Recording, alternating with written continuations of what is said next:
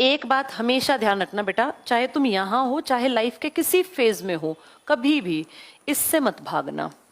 अगर तुम्हारा जन्म एक लोअर मिडिल क्लास परिवार में हुआ है तो इस बात को एक्सेप्ट करो कि हाँ भैया, मुझे ईश्वर ने चुन लिया मेहनत के लिए, मुझे बैठ के खाना नहीं खाना, और ईश्वर ने मेरा चयन किया है मेहनत करने के लिए। किसी भी फॉर्म में मेहनत हो सकती है, वो किसी भी फॉर्म में। घर का काम भी मेहनत का काम है, वो कोई मुफ्त में अपने आप नहीं हो जाता है। तुम्हारी माएँ जो जिंदगी भर करती रही बेटा, वो मेहनत ही थी। तुम्हारे फादर जो करते रहे वो मेहनत ही थी। तुम्हें अब जो करना है वो भी मेहनत। इसके रूप बदल जाते हैं।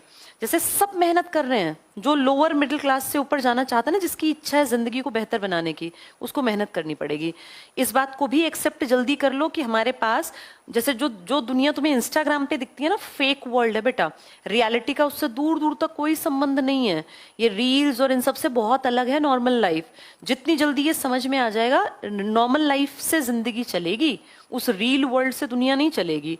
ठीक है, कुछ लोग बहुत पैसे कमा के बहुत आगे पहुंच गए, लेकिन तुम्हारे घर परिवार के संस्कार वैसा तुम्हें बनने भी नहीं देंगे। तुम वैसे भद्दे नाच नाच के आगे भी नहीं बढ़ सकते हो। जो वैसा करने वाले हैं ना कि घटिया रील डाल के अपना पैसे कमा लिए, तुम उनमें से हो नहीं बेटा।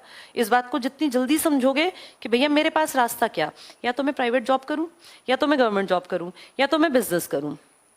प्राइवेट नौकरी में भी बहुत सारी चीजें होंगी तो ही अच्छा पैसा देंगे बेटा, नॉर्मल बच्चे को नहीं देते। वो 10-12 हज़ार में भी बहुत मुश्किल नौकरियां मिलती हैं, मिल जाए तो गनीमत है। बिजनेस करना अच्छा बहुत लगता है, मैं बिजनेसमैन बन जाऊं, मेरी भी BMW, मैं भी उतरूं, एक भाग के नौकर मेरी गाड़ी खोले, ऐश आराम हो। लेकिन आएगा कहाँ से? इसका बेस कुछ होना चाहिए ना। बिजनेस है थोड़ी तुम एकदम चला दोगे, इसके पीछे फिर बहुत सारी नॉलेज, पैसा, कोई बैक कुछ तो होना चाहिए, सपोर्ट कुछ होना चाहिए।